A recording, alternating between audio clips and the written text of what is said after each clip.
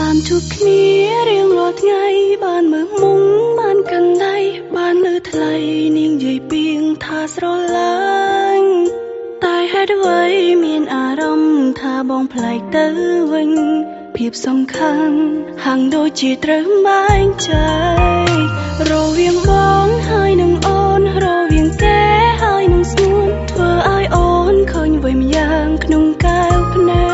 កដឹងថាបងគ្មានចេតនានឹងពុះចាយក្រមលេអ្វីដែលខ្លាញ់គឺក្រុមគ្នាត្រូវឈឺ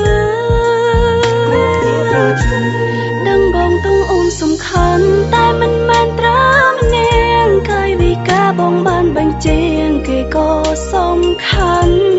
សូមบอกក្រៅថាជាមិនតែចិនហាំចេះប្រ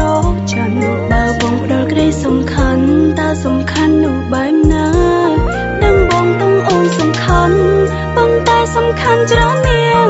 បើអូនសុំមានត្រឹមនាងរឹងបានទេជីវ៉ាមិនភ័យឲ្យដឹងមិនភ័យសង្សារឲ្យដឹងសងសារសំខាន់រៀងឃើញយ៉ាងណាក៏មិនអាចស្មើគ្នា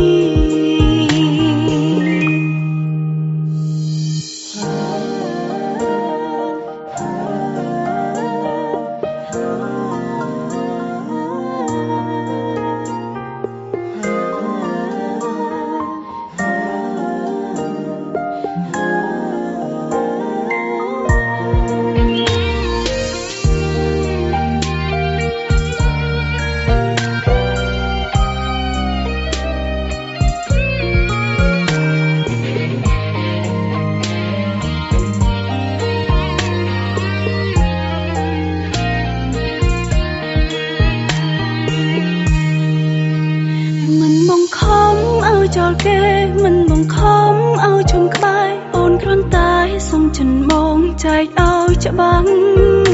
កុំឲ្យអូនមានអារម្មណ៍ថាស្រឡាញ់មនុស្សខំចង់ច្បាស់លោបងត្រូវតែចេះម៉ែងចែករវាងបងហើយនឹងអូនរវាងគេហើយនឹងស្ងួនធ្វើឲ្យអូនឃើញអ្វីម្យ៉ាងក្នុងកែវភ្នែកដឹងថាបងគ្មានចេតនានឹងពុះចាយក្រមលេខអ្វីដែលខ្លាញ់គឺក្រុមគ្នាត្រូវឈឺដឹងបងទាំងអូនសំខាន់តែមិនមែនត្រឹមនាងកាយវិការបងបានបញ្ជាគេក៏សំខាន់សូមบอกក្រៅថាជាមិនតែចិនហាំចេះប្រច័ណ្ឌបើបងផ្ដល់ក្តីសំខាន់តើសំខាន់នោះបែបណាដឹងបងទាំងអូនសំខាន់ប៉ុន្តែសំខាន់ច្រើននាងបើអូនសុំមានត្រឹមនាងរឹងបានទេជីវ៉ាមិនភ័យឲ្យដឹងមិនភ័យសង្សារឲ្យដឹងសងសារសំខាន់រៀងឃើញយ៉ាងណាក៏មិនអាចស្មើគ្នា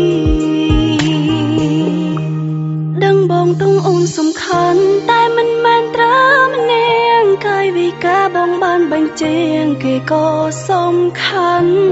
សូមบอกក្រៅថាជាមិនតែចិនហាំចេះប្រច័ណ្ឌបើបងផ្ដល់ក្តីសំខាន់តើសំខាន់នោះបែបណាដឹងបងទាំងអូនសំខាន់ប៉ុន្តែសំខាន់ច្រើននាងបើអូនសុំមានត្រឹមនាងរឹងបានទេជីវ៉ាមិនភ័យឲ្យដឹងមិនភ័យ